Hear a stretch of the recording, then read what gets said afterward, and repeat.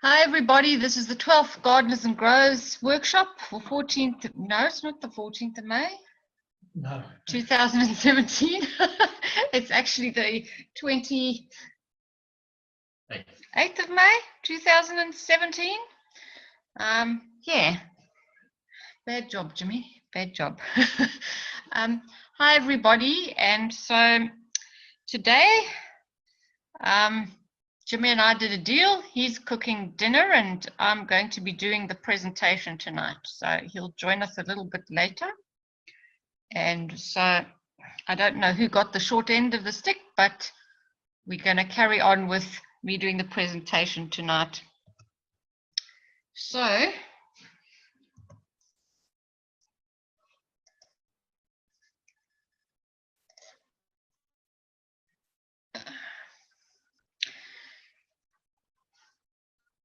to join the KFSSI education program, you can apply today at the KFSSI, and this will allow you to be a student in the private teachings.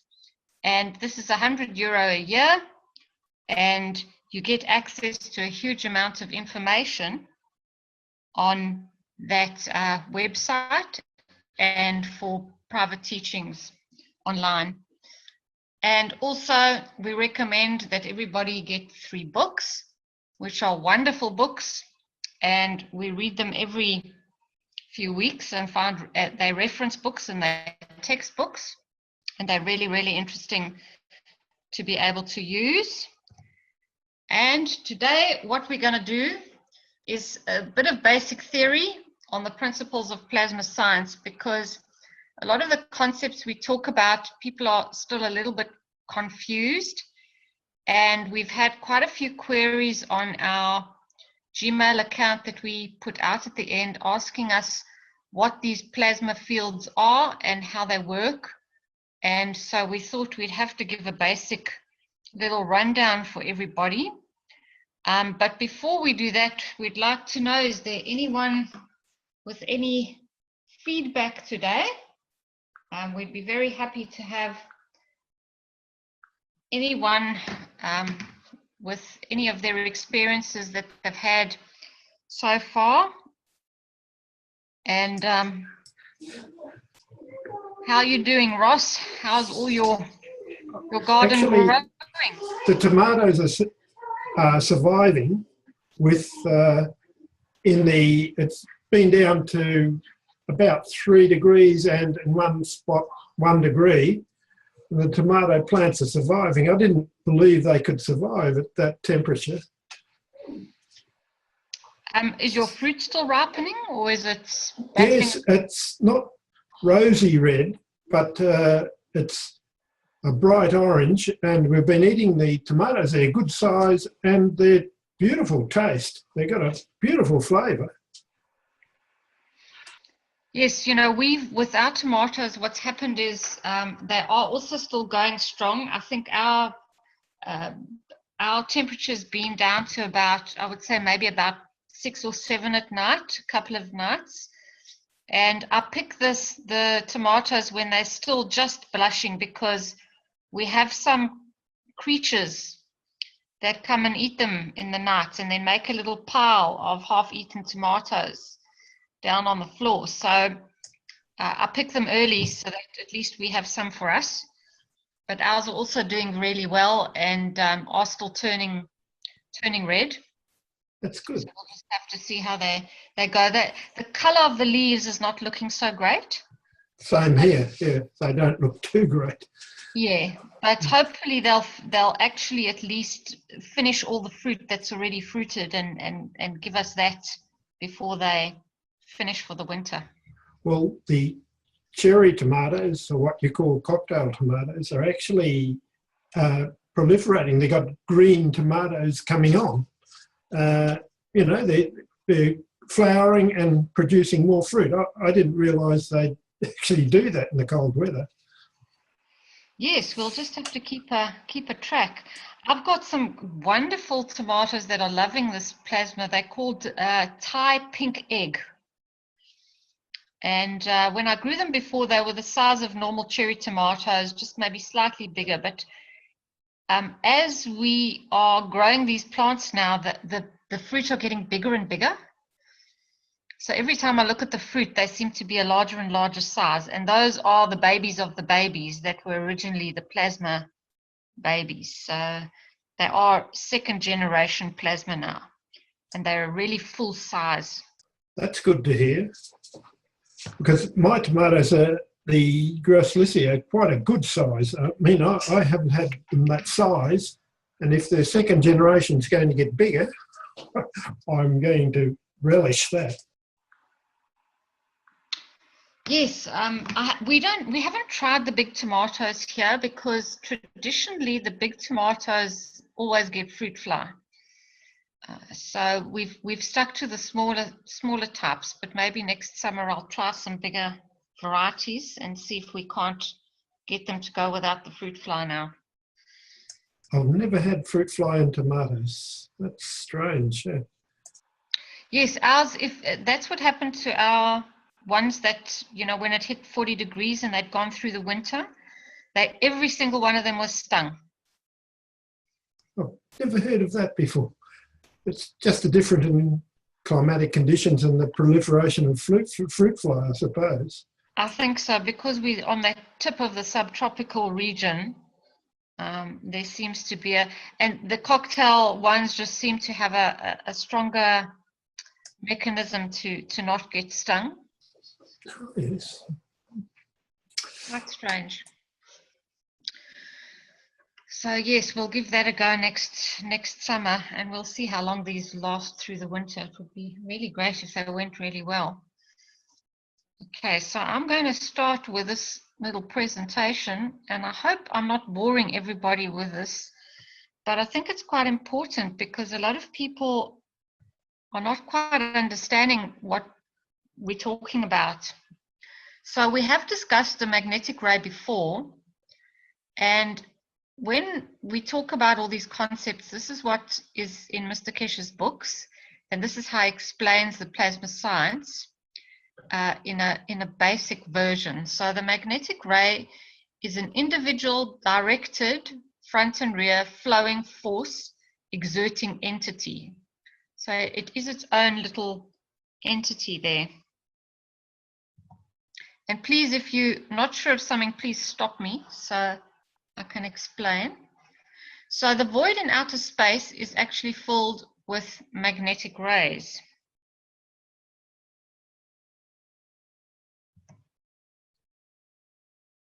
And the empty space around us is filled with these magnetic rays. We just put the rain in there because they look like rays, but yes, we know it's rain.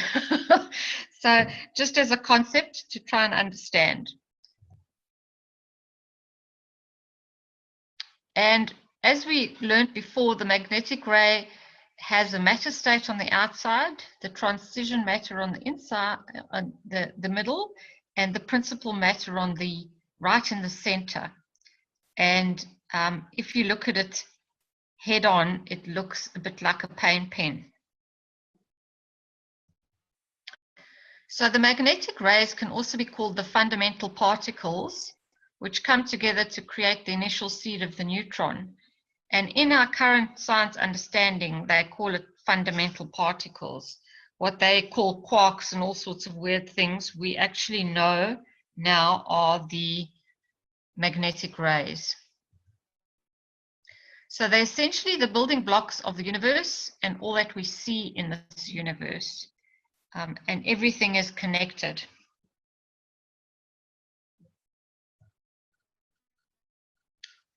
So where do the magnetic rays come from? In our solar system, they come from the sun. Our galaxy also has a central sun. We're quite far out in the arms of the galaxy. And there's also a type of a central sun of the universe, or what we would call a central sun, but is actually just a huge plasma ball which puts out these magnetic rays. So now the next term we understand is the plasmatic magnetic fields. And this is a dynamic collection of the magnetic rays. So it means they're moving around, and it's all the rays together in a collection they call a magnetic field, plasmatic magnetic field. So plasmatic magnetic fields are detached from their source of creation. So the sun, when it puts them out, they're the ones that move around and travel. Plasmatic refers to a collection of dynamic magnetic fields. And this is a super fields from which everything is created. And plasma science calls these plasmatic magnetic field pimptics. So in Mr. Kesh's book, he talks about pimptics. So plasmatic magnetic fields of the same strength are attracted to each other, and they start to interact. And a plasma gets created from the interaction of similar plasmatic magnetic fields. And a single plasma is known to us in the matter state as an atom. And that picture on the right-hand side is actually a microscope having taken a very tiny, minuscule picture of an atom. And as we can see, an atom is not really a matter state blob. It is actually just a dynamic collection of fields. So it comes out fuzzy because they can't actually photograph it properly.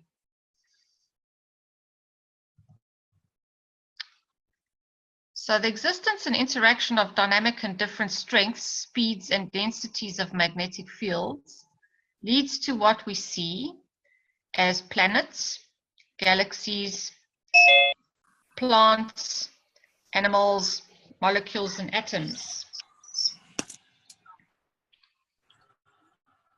So each of these is a plasma from the tiniest to the biggest. So millions of plasmas combine together to create the plant. The Earth is a larger plasma.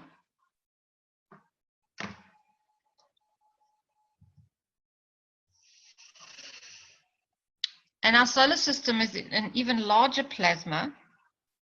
See how similar it is to an atom. Our Milky Way galaxy is an even larger plasma. And our universe is even a larger plasma than that. And if you speak to Mr. Kesh, he'll tell you that our universe is only one of many multiple universes.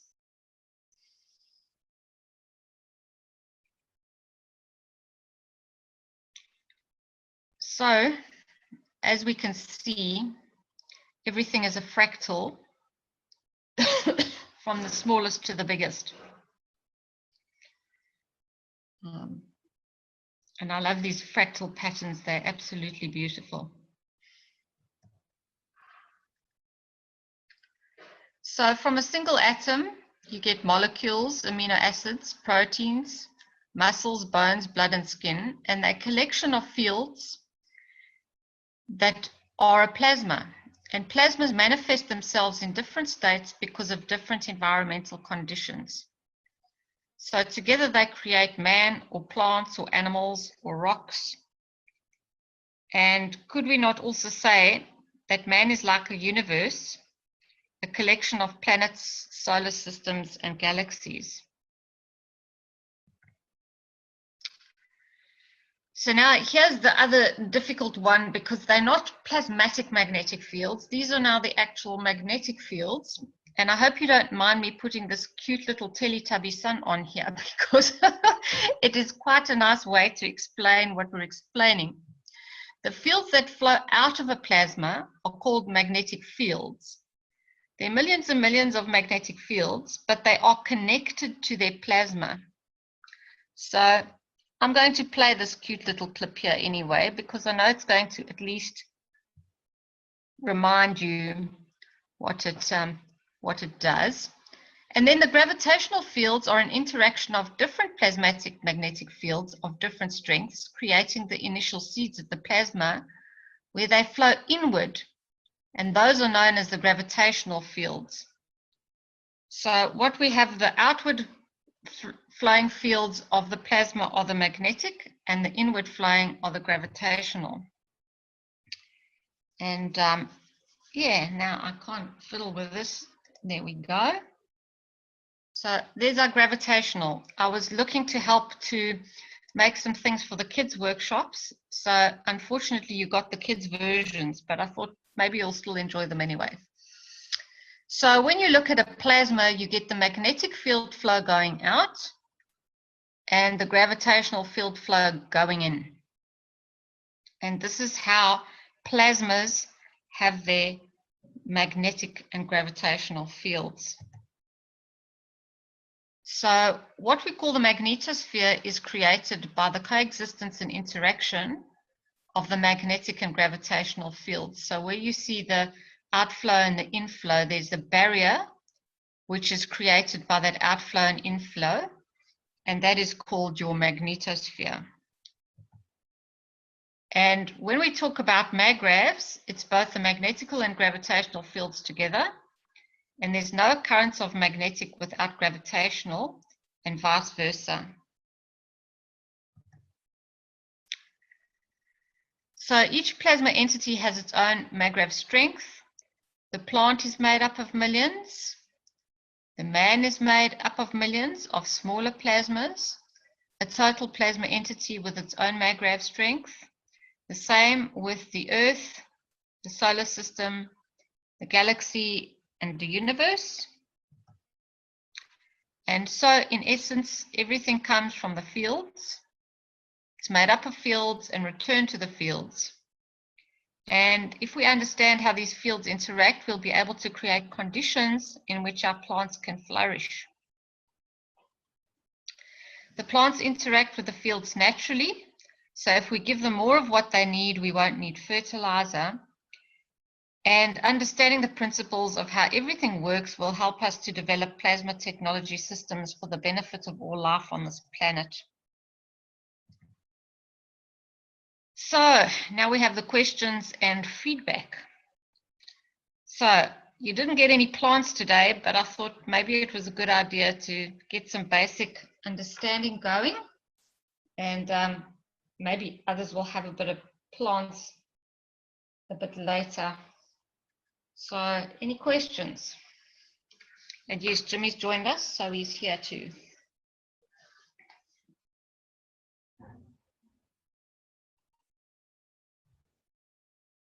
Hello, good morning, Lisa and Jim. How are you? Good, and you, Alex? Hello. That was an excellent presentation, Lisa. I wonder if I could add a few things, please. For sure.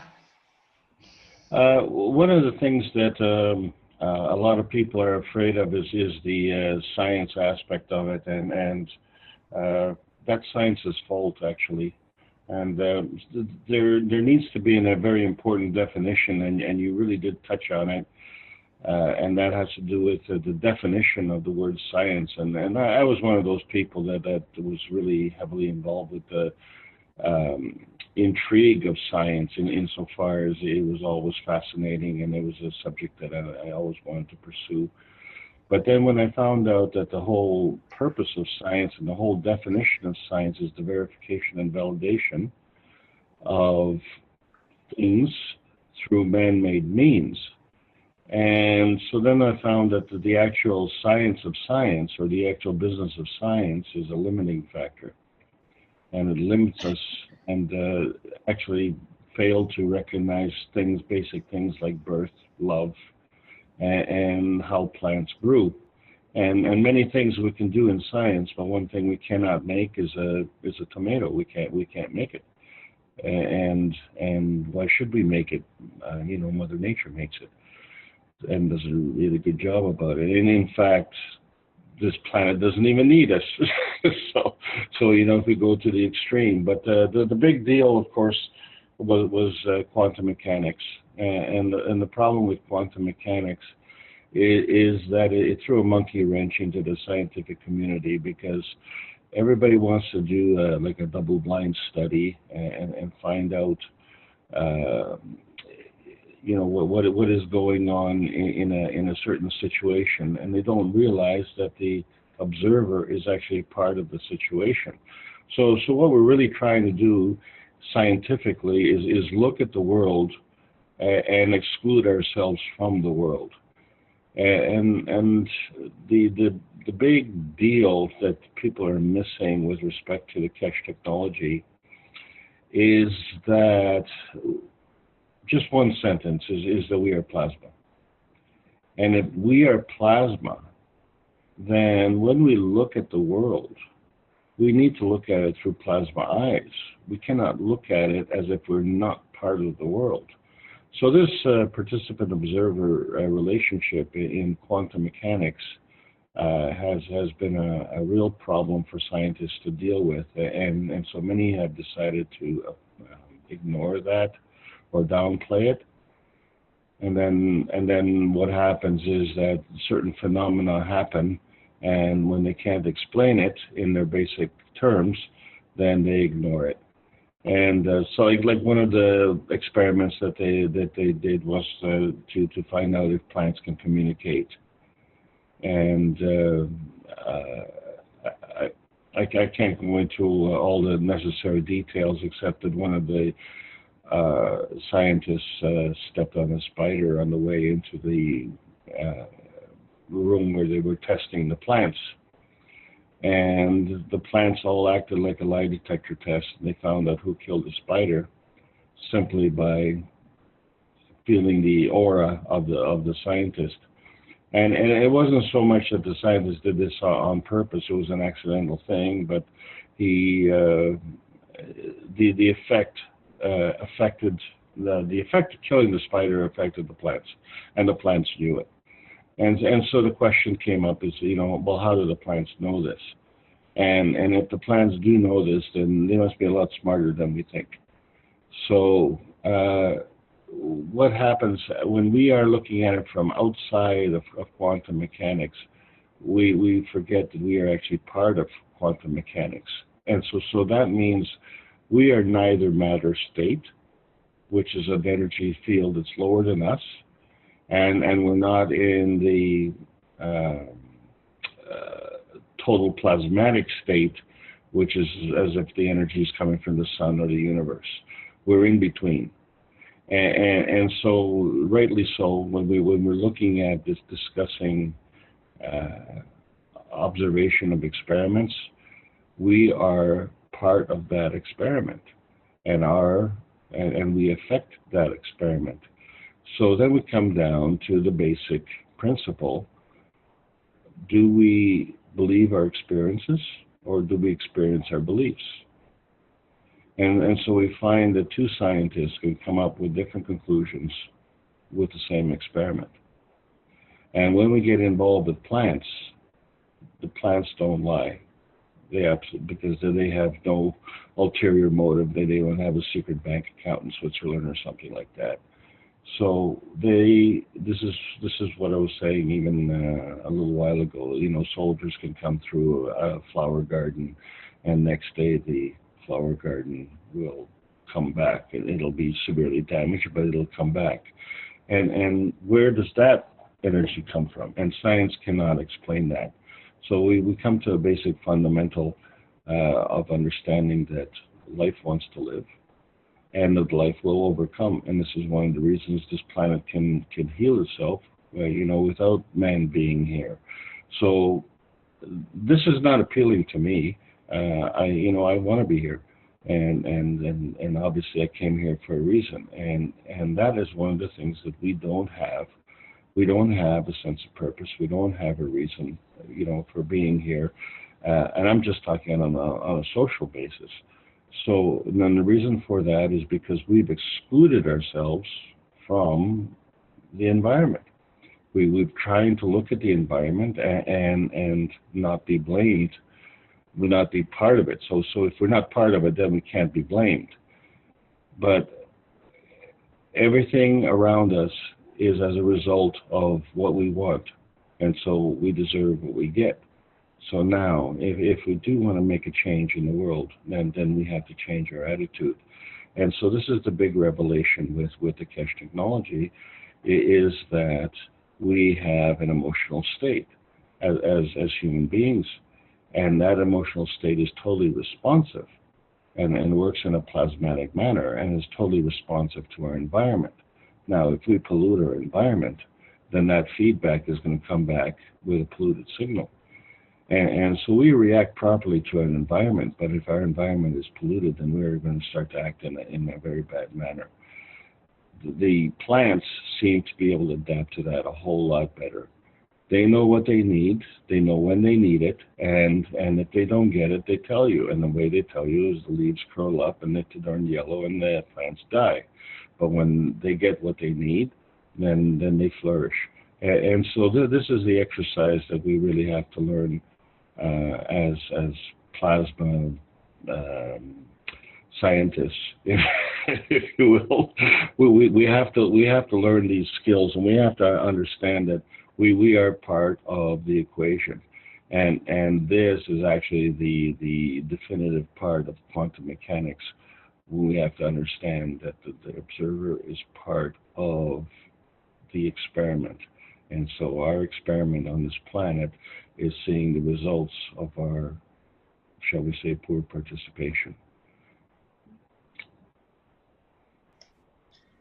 Yeah, Alex, thanks. I think we've all been taught, you know, the sciences school, and they've really compartmentalized everything to the point where people are studying their whole life just in one section of the science without realizing that everything is connected and everything affects everything else. And, you know, with this technology, we're also only realizing that effect as well, and realizing we're all part of it, whether we like it or not. We affect everything and everything affects us, you know, and so nothing can be separated. And that's why we have to think of what we do all the time, because what we do and think has consequences, not just on the physical level, but through our emotion and our intention. So it certainly opens up, you know, as you said, we've got to look at things from a plasma perspective now, through the plasma eyes, because it does put a whole new perspective on how to look at everything around you. Well, definitely. I had the occasion to go to an ear, nose, and throat specialist, and I you know, try to imagine his life. You know, he must look at everybody as an ear, nose, or throat, and he probably doesn't even see the feet or the hands or the head. And you know, as a specialist, it's like you go into a transmission shop and you ask them to fix your window. They're going to change your transmission. You know, I mean, that's all they know, and they don't see the relationship between, you know, the rest of the body. And I picked that particular example because one of the things that I learned in the health teaching aspect of it is the ear, nose, and toes are more aligned than the ear, nose, and throat. So that whole basis is all wrong. But you know, we've got another problem here, is that this technology has been denied from us in the past, and this is one of the things that's upsetting to me, is that people are not realizing how important this particular discussion is. We had a chance in 1989 to look at a man called Gaston Nasens, and he had a microscope called a somatoscope, and that microscope could see microscopic life at 2 orders of magnitude higher than what we can in the hospitals. And where I'm going with this is that I think about 4 seminars back you were discussing or going to discuss bacteria and its relationship. And this is an important thing that I'd like to look at. But one of the things that we found with this microscope is that it could see things and disclose things that have been fallacies in the medical community for a long period of time. And the reason for it is because I think right now in the hospitals we can see around 1,200 magnification, and this microscope is around 125,000 magnification. And it just made a whole world of difference with respect to analyzing things. The problem, of course, is that this microscope is illegal. And so we have doctors here who are, using live blood analysis, and they're using 8,000 magnification. And it's still, it's like you can soup up your car and, maybe you can go to the Daytona 500, but you can't get into outer space with it. It is still, very, very low-end technology. This high-end technology has been available all this time. But why isn't it available? And what is it that, we're trying to hide?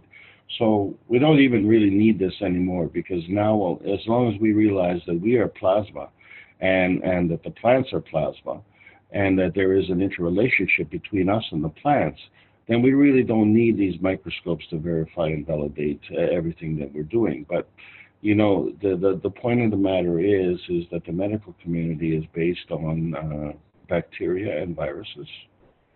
And as a result, you've got two camps. And what Mr. Nasons was able to do was he was able to morph bacteria into a virus. And he did that, I think he did that by accident. And he repeated that experiment and that accident 40 times. So I think after 40 times, it's no longer an accident. He's able to morph bacteria into virus and virus back into bacteria. And he repeated this 40 times. And this was done in 1989. And as a result, he was able to discover what causes cancer and other things. And I just want to say that, on April the 18th, we came up with the cancerprocessing.org website, which is a monumental achievement. This is such a big, big breakthrough. And the work that we did in the past, we always found out that we know what causes cancer, but how do we get it out to the public? And besides the fact that we talked about legalities and things like that, the understanding from people, the people say, oh, we don't know what causes cancer. We can't find the cure. Well, you can't find the cure because you don't know what it is and you can't define it. But in the end, what we found out was that the cancer comes from within. And this knowledge goes back to the 1850s with Antoine Béchamp. And Antoine Béchamp and Louis Pasteur were rivals, and Louis Pasteur won that battle. And so we have followed Louis Pasteur's philosophy, where disease comes from the outside, whereas Antoine Béchamp claimed that the disease comes from within. And then this is quite true.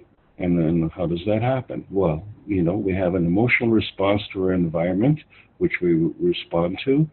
And what we have created is a cancerous condition in our environment.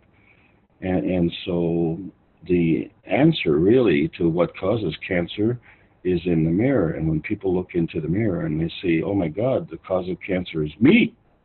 And you say, oh, well, if the cause of cancer is you, that's not acceptable. We have a whole system out here that is saying, oh, we don't know where it comes from, but we're going to treat you anyway. And we're going to eliminate your guilt and your delinquencies and take over for you because you can't do it, so we're going to do it, and we're going to charge you through the nose and do it. So this is now coming to a big upset. And we find that a lot of the cancer is coming from our environment. So that environment is air, water, food, and the whole system. And that's why what you're doing, the work that you're doing, is so absolutely vitally important. Because right now, that is a frontier that we need to address on a daily basis. I think everybody here or anybody who's listening to this is probably going to eat something within the next few hours. So this is something that we do on an everyday basis. We also eliminate our waste on an everyday basis. So this is something we do every day. And why are we talking about this now? I mean, we're all educated, and here we are back to square one. Excuse me. So when we have been taught improperly, then we follow that. But now when we have this new approach coming in, and it's not really a new approach, it's new to us. It's new to our 2017, the century that we're in. That's what's new. This is not new. Plants have known it all the time, and bacteria knows it all the time. And this is what I'm hoping, and that we have a chance to finally make an impact on everything here with this new understanding. Thanks, Alex.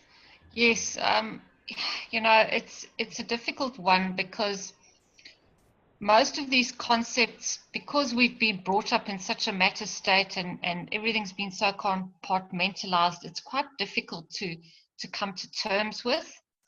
And so that's why we thought we'd just try and bring little snippets of the basics, because if one hasn't really studied this for many years, and even if you have, it's hard.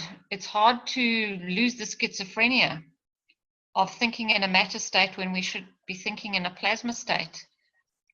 Even for us, it's been really difficult, and it's taken us a good year to really lose the schizophrenic state. So we're hoping that by doing these little things and trying to help people, I know we have a small group here, but there are a lot that actually watch these gardeners and growers afterwards. So I'm hoping that at least this will help people to pass the schizophrenic state faster and understand that, you know, we are part of everything and we are all energy, and we're just manifesting in a condition because we're living here on earth, and we are part of the earth just like an atom is part of our body. So if we aren't correct and we aren't doing it right and we aren't looking after the plants, then we are creating disease in our own body, which is the planet. So, you know, this is the only way we can do it, is to try and help people to understand, and hopefully to bring health back to the planet in some way, shape or form, because I don't see any other way. Lisa, you're 100% correct, and you know, it's actually a shock to the system, especially you know, when you look at the age that you are. You know, if someone is 20 years old, I mean, whatever they've learned in 20 years, you know, and then they find that, you know, this is going right against what they learned. But you know, if someone is 50 years old, oh my God, you know, that's even worse. So you're you know, you're getting to the point where you've got to teach old dogs new tricks, and it is possible. But you know, the saving grace is that it is a welcome. It is a welcome change, because what we're doing is not working. So this is now we're coming to the realization where people are waking up and saying, oh, you know, there's this possibility out there. That possibility has been around all the time. You know, we have to get over that shock. We were running out of time. Now the things are moving fast forward, and you know, for me, the shock was almost lasted me 2 years before I finally, you know, I got over it. I didn't get over it. I was actually quite angry. So I imagine there are a lot of people around the world who are actually quite angry, and especially people who have paid a lot of money for their education, and they come away with the realization that, oh my God, I've been taught all the wrong things, and that you know, the whole education system is just a business plan promote someone else's agenda and not to your benefit. What we have to understand is that we are participants on this planet. We have to participate with the planet, and that we cannot measure things with man-made means, such as love. If we measure love in man-made means, then we're going to have to measure love by money or mink coats or Cadillacs or something like that. We have to understand that love is a plasmatic condition, and it works with the plasma. And hate is a man-made condition, and it doesn't work.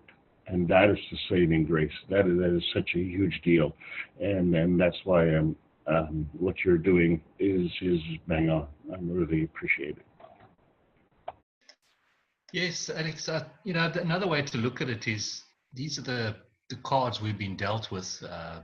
We've all studied in certain areas, and we've all spent years and years studying, and we just have to realize that this technology, it's old, and it's the way the universe works, and we just weren't taught it, we weren't exposed to it. So all we have to do is add it to what we've sort of already been taught, and I think it will slowly then just change. So we also can't go and sit in the corner and cry because we have been taught wrong. It's a case of realizing that your education is now starting over again, and we all feel like we're in year one at school. And it's our responsibility to educate ourselves, because nobody else is going to do it. So we have to do it for ourselves. Well, that's you're bang on, Jim.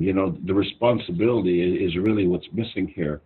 Authority and responsibility go hand in hand. So, if we are feigning some kind of authority here with respect to what works and doesn't work. Let's take the case of a landscaper. When he goes in and he makes a beautiful garden, and he does it with some shears and a lawnmower and a shovel, and you make a beautiful waterfall and beautiful trees and beautiful plants and walkways and things like that. And you say, well, that's beautiful. Yeah, well, that's a man-made beauty. What was wrong with the beauty that was there before, the natural beauty? How does it jive with that? And where do we get the authority and the audacity to go in and change that environment that way? And I'm saying, okay, well, we're going to change it in our own image, and then this is the image that we see, and we approve of that image. Well, you have to approve of that image every week. You're going to either have to hire a gardener to go out there and manicure the lawn and snip the trees and prune the flowers. And next thing you know, you are a slave to the environment. If, I had a big dandelion problem, and then the way I got rid of the dandelion problem was I didn't cut the grass. Well, holy cow, the neighbors didn't like me. So, we have to, start to realize that responsibility goes hand in hand, with what's going on. And if we take comprehensive responsibility, then we can move forward. But along with that comes blame, comes guilt, and comes a burden. And what we've found with our society, especially lately, is that people don't like that. I mean, I couldn't understand why people would go into a hospital, for 5 days over Christmas, and it's very simple.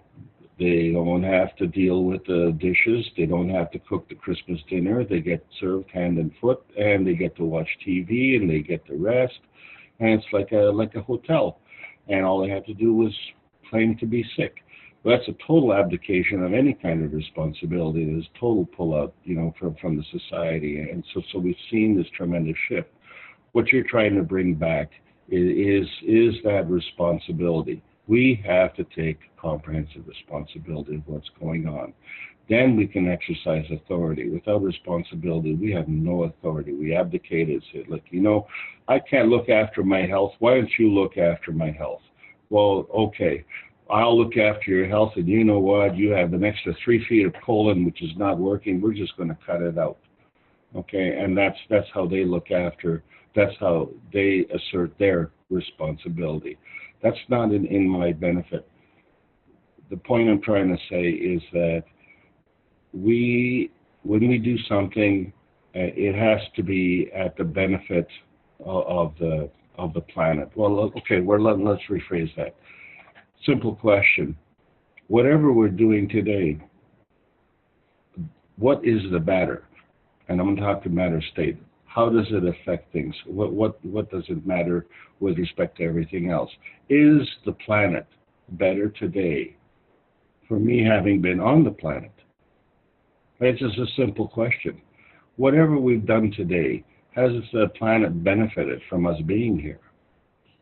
You know, and if the planet gets the benefit of you going out and killing 100 people, well, you know, that's someone's point of view, and that's how they figure that they're helping the planet. But you know, we all have to dig deep inside and then figure out what it is that we want to do. And when we do that, then we have to understand that we are not as helpless as we think we are. And when we're not as helpless, then we can start to do things. And we should, you know, strive to take on the responsibility and say, hey, when I get the responsibility, now, you know, I can exercise some authority. And then when we have the authority, we can take care of our own little environment. Then we can start to reach farther afield. So, you brought up an interesting point there, Alex, and I've often thought about it as well. Is when you see in nature out there and how we all mowing the lawns, and as you say, we go around and we cut all the bushes and the plants and this and that. And I often wonder if the plants just sit back and watch and think, man, I can do anything, and I can get these human beings to run around and look after me and bring me water and bring me this and bring me that. And I think they're far more developed than what we are. So we actually had a discussion with Gatua about this, and he was wondering whether sometimes the plants have domesticated the humans and not the other way around. well, it's true. We become their slaves. Because we plant them every season, you know, and and harvest them when it's time. Well, the big change with the plasma technology now, you know, and then I would like to know, how do you feel about this? I mean, we are as far as the technology with respect to growing things, it's advanced, and we know it's advanced. I mean, you're seeing the results of it already. But you know, we can also live without food. This is actually a new revelation from my perspective. So really, the growing of the plants, the whole aspect of gardening, almost becomes redundant. How do you see that? I think you mentioned a few seminars ago that you figure you have about a 5-year life expectancy for your particular greenhouse operation. Yes, you know, the thing is, to me, all this is exploratory. And yes, when we understand how to grow everything, then the next step will be in farming to rehabilitate. Because we've destroyed so much, we need to use this technology with the plants to rehabilitate. That would be my main focus, and the only way we can understand it is through the farming, because and growing with ourselves in our gardens, because then we'll understand how the basics works, because we still haven't quite gotten a handle on it all. And when we do, hopefully we'll be able to really then start the regeneration of much of the degradation that we've caused on the planet. You know, that would be my ultimate goal. And I look here in Australia, the indigenous population was so tied to the land. The land and them were connected in ways we cannot imagine. And with the degradation of the land and the degradation of the indigenous population through war and destruction of their culture. Hopefully by regenerating the land and helping indigenous populations around the world to regenerate the land, we can give them something back as well, because their souls are connected to the land in a stronger way almost than Westerners, because we've been disconnected from the land for so much longer. And so their trauma is very fresh and very raw. And by helping them to regenerate the land and connect back to the land, I think we can help indigenous populations around the world as well. Well, if I can just add one foundation stone here, and then it's a strong opinion that I believe that we can feed the population on this planet, no problem. There, I said it. What was that again, Alex? We have the capability to feed everybody on this planet without any problem. Of course, yes, of course. But that's, you know, we have to adopt that as an attitude. You know, if we don't know how to do it, that's one thing. But when we do know how to do it, and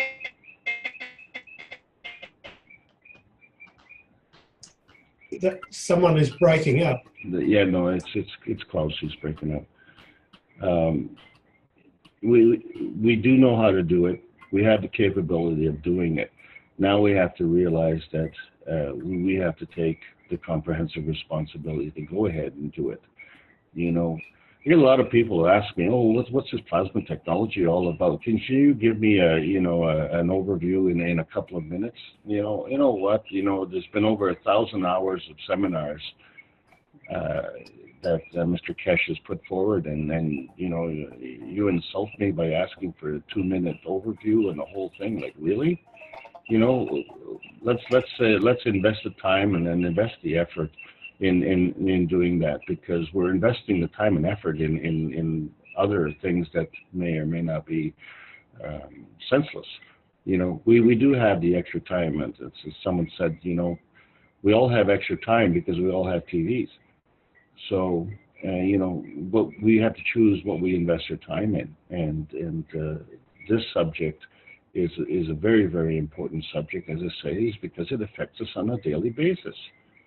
So you know, now if we get the mindset and understand that, yeah, hey, you know what, we do have the capability, we are empowered to do that, and no, you know, you know, that there's one country out there that has people that are called untouchables, you know, the scum of the earth, you know, the lowest of the lowest.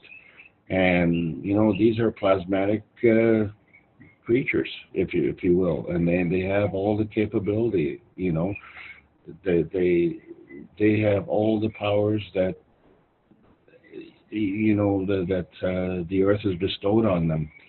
And when we understand that everybody has that opportunity, that's the great equalizer. Yeah, that's right, actually, Alex. I'm thinking those untouchables, they're more readily available to accepting this philosophy, if you like, of plasma, that as they haven't been indoctrinated with education, and in many cases they have not had the advantage of going to have education. So maybe that's the first place to start. I find it's very hard to tell people about this sort of thing. I'm going to ask you what you do, but I have a young grandson doing physics in university, and I said to him, you know, plasma is the future, and he asked, you know, for a quick summary, and I said, well, it's going to be a long story, but he will not cover that in his course. He has not asked me, he's not interested in what I'm doing, and he'll be, I guess he's 99% of the population, they still pursue, or the authorities still pursue in indoctrinating the younger generation with this outdated knowledge. What do you suggest that, or what have you done to assist, people in knowing about this? Well, Ross, it's come down to the point here where when you lose your health, you lose everything. I mean, that's the deal. So and that is a daily thing. So when you start to look at what we have, okay, so when I was 16 years old, I wanted what they told me what I want. Well, I want a new car, and I want a nice house, and I want a nice family, and I want nice clothes, and I want a good job, and I want lots of money. And then, when you lose your health, now what do you want? Yes. Well, I'd like to spend my money. Sure. Well, the doctor is here ready to help you. And no, that's not what I want to spend my money on. I want to spend my money on that fancy car over there. No. You have to spend money on healthcare. And the reason you have to spend it on healthcare is because you don't know how to take care of yourself. So when you don't know how to take care of yourself, then we'll do it for you, and we're going to charge you, and we're going to charge you good. And so now we've got a situation where on April 18th, the cancerprocessing.org was the big liberator, because right now it's in the public domain.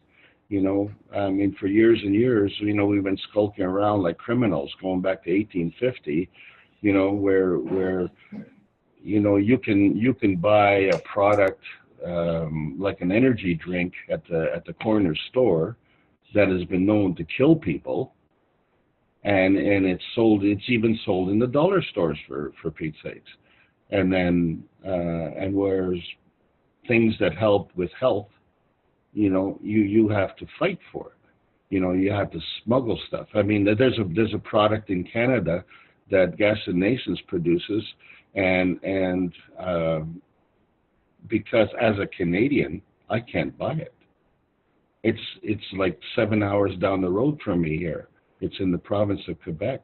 I'm in the province of Ontario. As a Canadian, if I go on the website and I want to buy it, they black out the screen. But I can import it in from Mexico. So that means I have to send it from Quebec down to Mexico, and then from Mexico back here. Who is governing this, and why are they governing this, and what is the problem, and what are they afraid of? And so here we come down to a real point, and we say, okay, the reason 99%, as you say, of the people don't understand or don't believe in the technology is because there's a tremendous backlash. So you get a guy like DL, for instance. He writes a 20-page dissertation on Wiki as to how the cash technology is a fraud and all this time. Hey, who has the time to do this? I have a business down the road that's ripping me off. I'm not sitting in front of their store and spending days on end, telling people what a ripoff they are. I don't have the time. I really don't have the time. If I did have the time, I'd sit down and watch a hockey game or something. That's what I really want to spend my time. I don't want to be sitting in front of a store and saying, oh, these people are so bad, So what it is actually is counterproductive. And so those people who are saying, oh, well, this doesn't exist or this doesn't work. Well, why are all these people upset then? The reason they're upset is because it does work. Why are they acknowledging it? Because it does work. It doesn't work in their interest. And what is their interest? Their interest is to prosper at our expense. And we have this in Canada. They figure it's a $340,000 bill, for a cancer patient. That was published in Globe and Mail in May of last year. That's what it costs the healthcare industry, $340,000. Well, someone has to pay that, and if we come up with a new way of processing cancer, well, these poor people are not going to be able to make all that money. But what about the poor guy who's paying all that money? And that used to be me. They nailed me for over $208,000. I did it their way. It didn't work. I did it a different way. Guess what? In 3 to 8 weeks, it worked. And then I've been doing this for 27 years. And then people say, oh, why don't they accept it? That's a good question. Why don't they accept it? And follow the money trail, and you find out why they don't accept it. And so we become their business plan. Well, that's not acceptable to me, because I have to feed my family. I have to, look after matters. And if I have to pay $340,000 to somebody else to look after my health, I don't have my basic needs covered. So the point is, it's gotten to the point where 45% of the population is targeted for cancer, which they don't know how it comes from. They don't know where that they don't have an answer. And yet we continue to go, we keep going to the medical profession. And I don't want to downplay the medical profession. There's an enormous amount of fabulous people out there in the medical profession. Everybody probably got into it from a point of compassion. And there are a lot of people doing a lot of good work. But then there's another whole crowd out there who are nothing more than drug dealers. And they're in a bind. They're in a bind. They owe $500,000 on their education. They have to promote the drugs, and then they also have legal obligations. If you're diagnosed with cancer, by law they have to prescribe chemotherapy. That's the law. And if they don't do it, they get into trouble. And then the average Joe doesn't know that.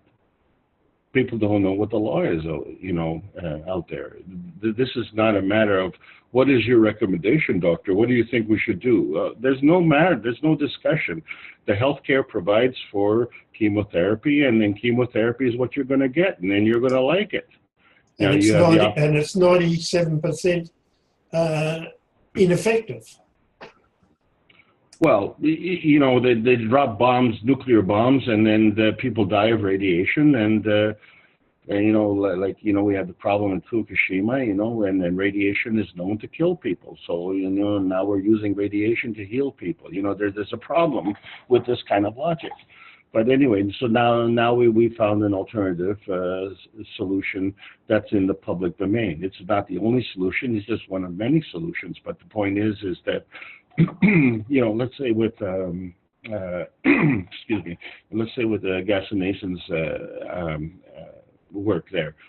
In 1989, 200 doctors in Canada were prescribing, and Brian Mulroney had an opportunity to be the greatest prime minister in the history of Canada, and he dropped the ball. And how did he drop the ball? Because these 200 doctors had their insurance withdrawn. Well, you can't practice medicine without insurance. Okay, so I guess I'm sorry, we're just not going to prescribe this. I'm not commenting on its efficacy or whatever. It was extremely effective, but it's effective today, and you can go get it, but you have to import it in from Mexico as a Canadian. Now, every person has the capability of making GANs at home and using the product. And on April the 18th, we have all become free. People don't understand how important that date is. That is the most important event that happened in the last month. And so many things have happened in the last month, including these 2 blockbuster interviews that Mr. Kesh did this week on Project Camelot and Out of the Bag. That is ground shaking. And, we now have a responsibility to jump in and get this boat rolling, because everybody is affected. This is going to affect everybody worldwide. And so what people have to understand is that it's not just about me. It's about everybody else. And this is not a matter of a Survivor show where, we get to vote out who is the guy who's we're going to throw overboard. We all need to stay on the ship, and we all need to get the oar in the water, and we all need to get going. And so the bottom line comes down to, when you have your health, then all these other things are fine. Your health is the most important. And when you lose your health, then you find out the car's not important. You know, Christmas is not important. The holiday is not. Well, actually, that is so funny, you know, because there are people who postpone their work to get healthy because they have to spend money on a holiday. I've seen that happen. That is hilarious. You know, health doesn't take a holiday. You know, health doesn't recognize Christmas. You know, so I'll deal with my cancer after Christmas. It just doesn't work that way. You know, we have to live in the now and in the present and understand that every day we consume, we need to consume because that's where we get our energy from at the present time, and we also need to eliminate. And actually, the elimination problem is even more important than the consumption problem, because if we can't eliminate properly, I mean, you can't believe the number of people who are constipated. And now the drug companies have admitted that drugs do cause constipation because they have drugs to offset drugs that make you constipated. So you have drugs for drugs. It's crazy. Alex, you've pretty well outlined the health situation. Where does we're thinking about cleaning up the food situation. I mean, while our friends at Monsanto are operational, there's a fair bit of damage being done out on the fields around our way in growing crops and polluting crops. I think there's a big step there to be taken in revolutionising the way that they actually grow crops. I think this is fairly important too. Just on that also, Ross, you know, with those reactors that we're spinning, yes, the one reactor that we're spinning is definitely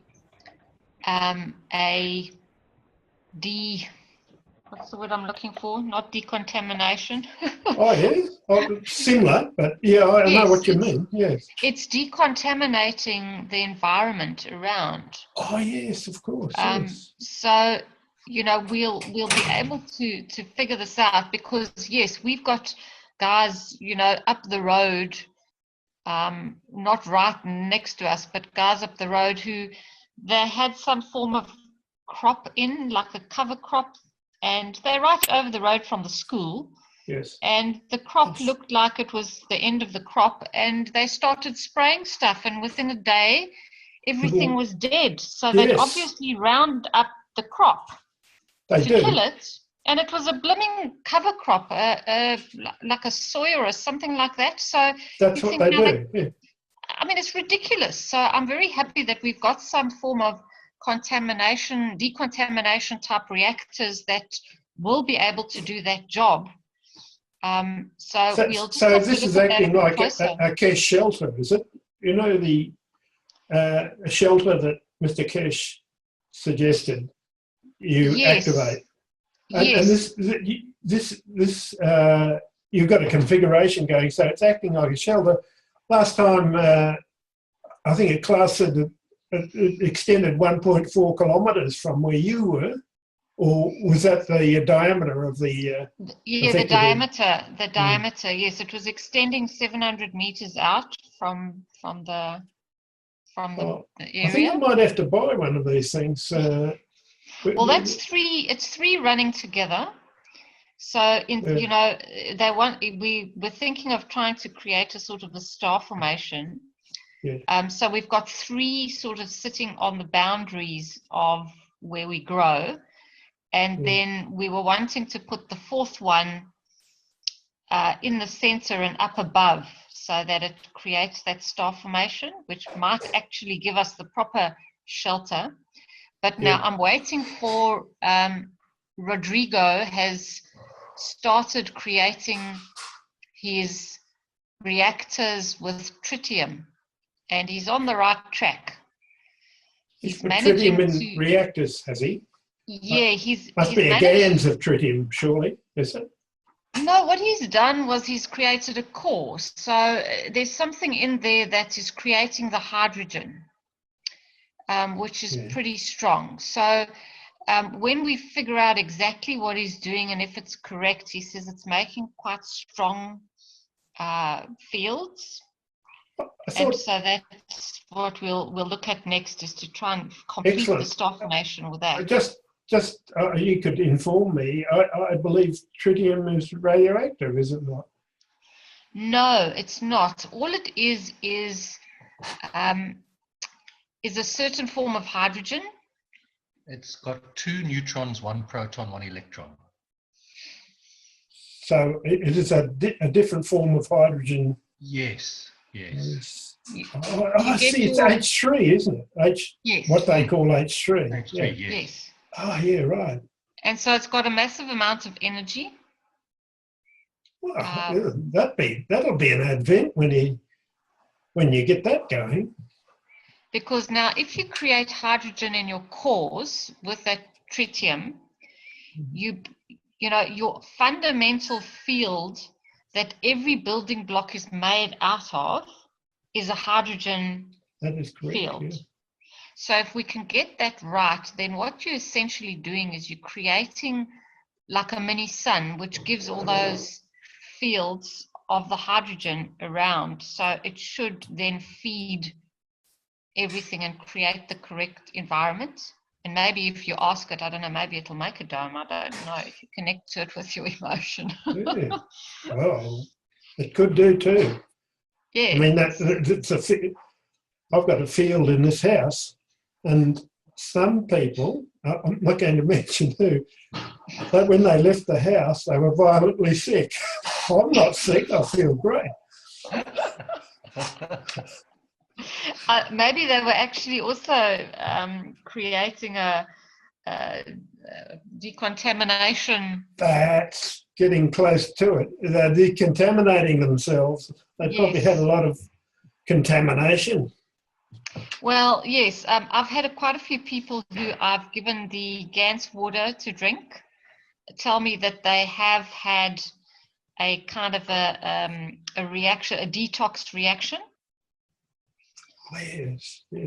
And so, yes, they get a bit of a fright. They say, is there something wrong with the water? And I say, no, you're detoxing. You've poisoned the water. Yeah.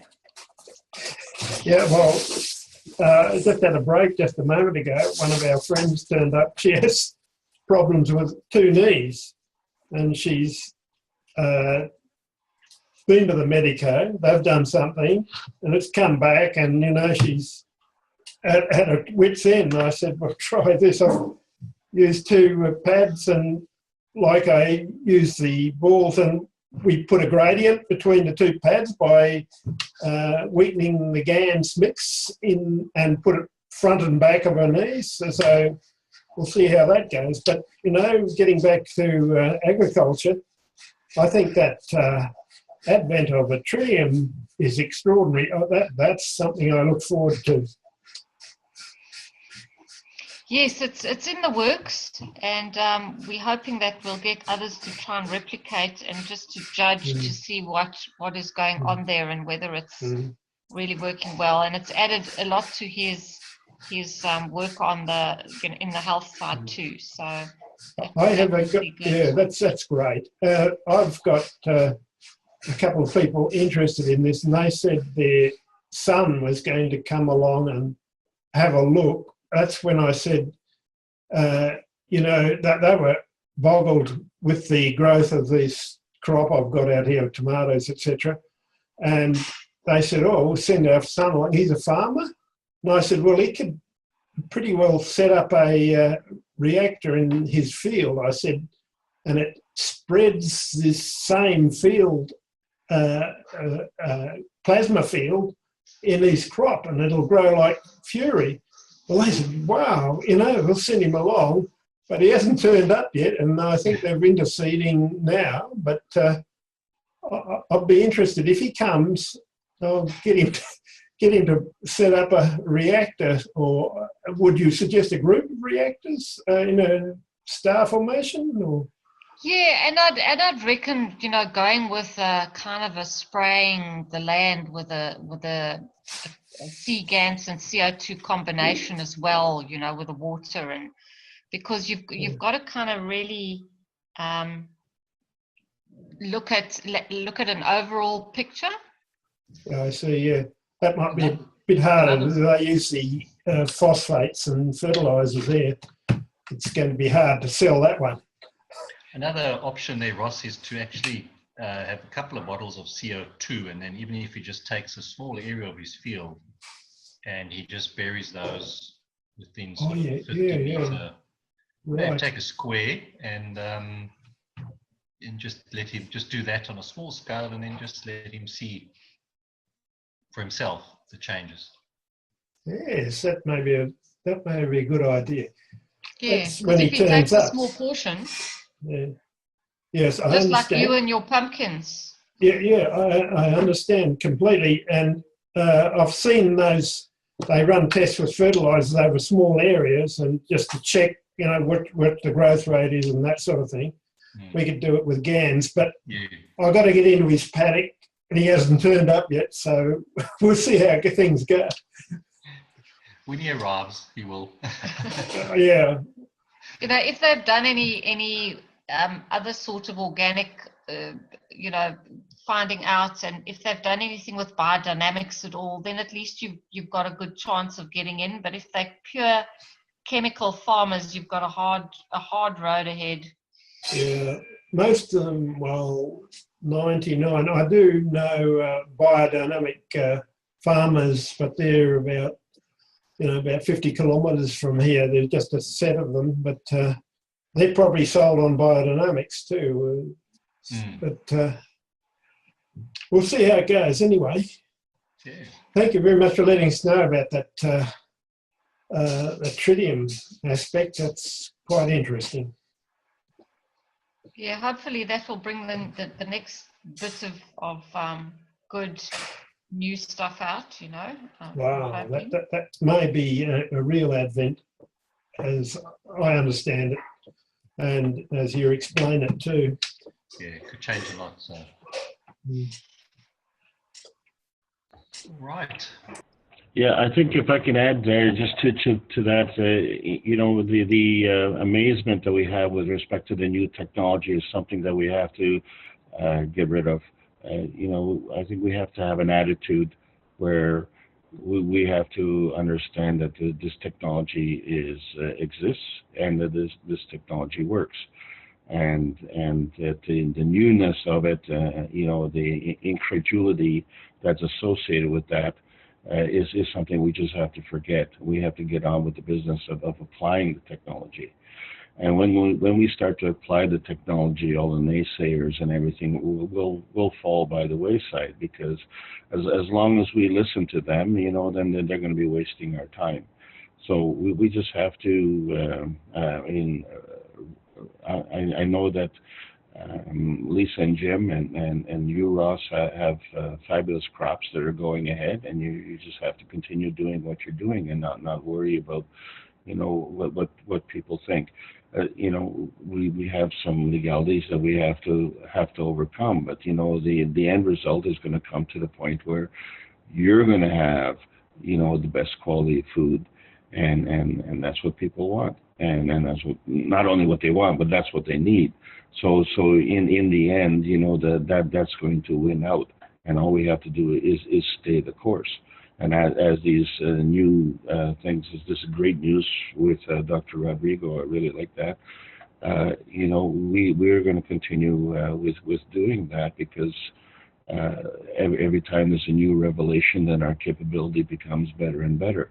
And then those people who think that they're on the leading edge of the technology will find out that they're on the wrong edge, and they're going to have to do a 180-degree turn and say, hey, you know, I need the plant doesn't need me.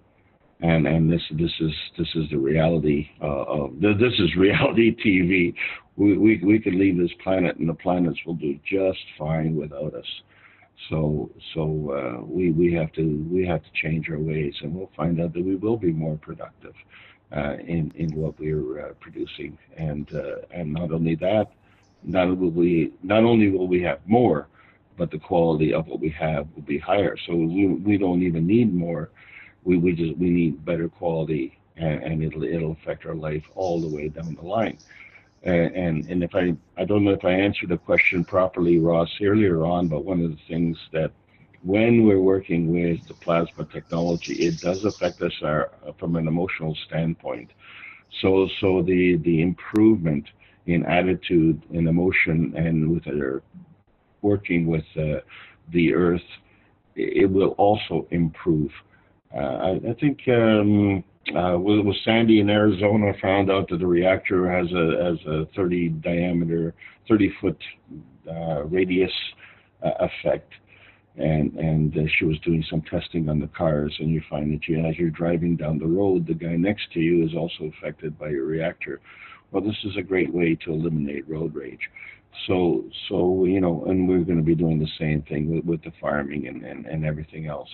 So as the time goes by, the scales will start to tip in our favor. And when we say our favor, we're talking about the people on this planet, the people who matter. And that's everyone. So we will be able to help the planet, not at somebody's expense, but at someone else's benefit. When we start to realize that our benefit is beneficial when other people benefit. Getting to your point, Alex, about we need the plants, they don't need us. Exactly. When we make GANs, the plasma water thereby produced is just what we can live on, and that's what I'm working towards as well. I'm making plasma of food GANs. Now, I know Lisa's pretty advanced in this. If you drink the plasma water, you don't need the plant after that, do you? Well, this is what Lisa said. In 5 years, this whole discussion will be almost redundant. Well, maybe for us, but I don't know about the rest of the planet. They might be trailing a little bit behind. I think so. A year or two. A little bit, that'll be a long one.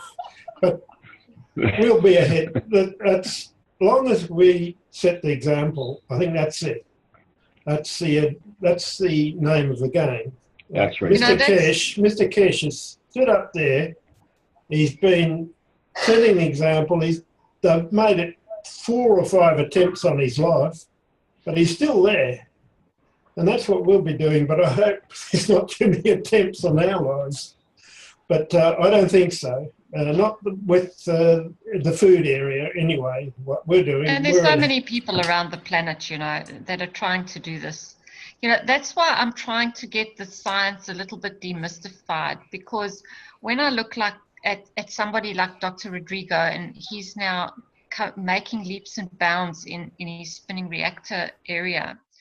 And the reason he is making leaps and bounds is because he understands the basics of the plasma, and so he can innovate. And this is where I'm finding that there's a bit of a lack, is that people don't understand the basics, so they're not able to innovate. It's Mr. Kesh's usual story of, there's too many monkeys see, monkey do's. So that's why we're trying really hard to just bring little bits of info so that people, if you just have the basics, you can be the innovator and the creator. And that's going to be when the science blossoms into its abundance that it's supposed to blossom into. I think it's a lot to do with intent, Lisa, too. If you've got an intent, it'll come. Intent to help, say, the plant life, to help health of people. If you really got that intent, it'll go and you'll be able to innovate. I find it. Well, you can innovate in a shotgun method, which means you can't replicate if you don't know what you're doing, which is what I've been trying. Oh, we all try that. But the old shotgun, you can hit and miss, sometimes you hit and if you can reinstate what you've set up, you can actually make it work. That's the name of the game, I think. I find it's, if you don't quite understand what you're doing, you're hitting and you're missing, but you're not quite sure why and what. So it's getting a bit easier these days by understanding the fundamentals. And it's not like you have to get really totally into the exact, but it does help to at least know what the balance and how the balance works, and the stronger feeds the weaker, and this, so I agree. when you understand those things, it's much easier. Yeah. Well, I think I've got a bit more learning to do, but I can hide a bit of info off you guys for the time being. I've got to go and eat. My wife has prepared a meal, and so I'll sign off. Yeah, Thank and you very much. I think we're going to have to go because, Yeah. yes, Jimmy has cooked me supper too, which is a major Nice. once in a year event. Oh, poor Jim. Hey, This was supposed to be the Mother's Day supper that I never got. you've got it now. So it's You taken better an extra appreciate 2 it. weeks. And Yeah. yes, we had sick people in the house and all sorts of things. So it was postponed for many days. So Right. finally, I'm getting my beef Wellington. Well, beef Wellington. James and his beef Wellington. Good. It's a I'll very see you later. famous McDonald's meal. Right. Sounds like a good clan gathering. Anyway, thank you very much, Lisa, and Alex and Jimmy, if you're listening there in your apron, and we'll see you next time. Cheerio. Thanks, Ross. Bye-bye. Awesome. Thanks, Russ. Okay, Alex, are we going to call it a day? Yeah, I think so. And I thank you very much, you and Jimmy, for your tremendous work. And hopefully next time we'll have some plants again. We've just been, fairly busy with other endeavors, and so the plants have taken a bit of a back seat, but I'll be bringing some spinning reactors and plants next time onto the agenda. Sounds great. Sounds great. Thanks very much, Alex, and thanks to Trish and Neil. I see them in the background there. And next workshop is the 11th of June. And have a good 2 weeks, and we'll see you then.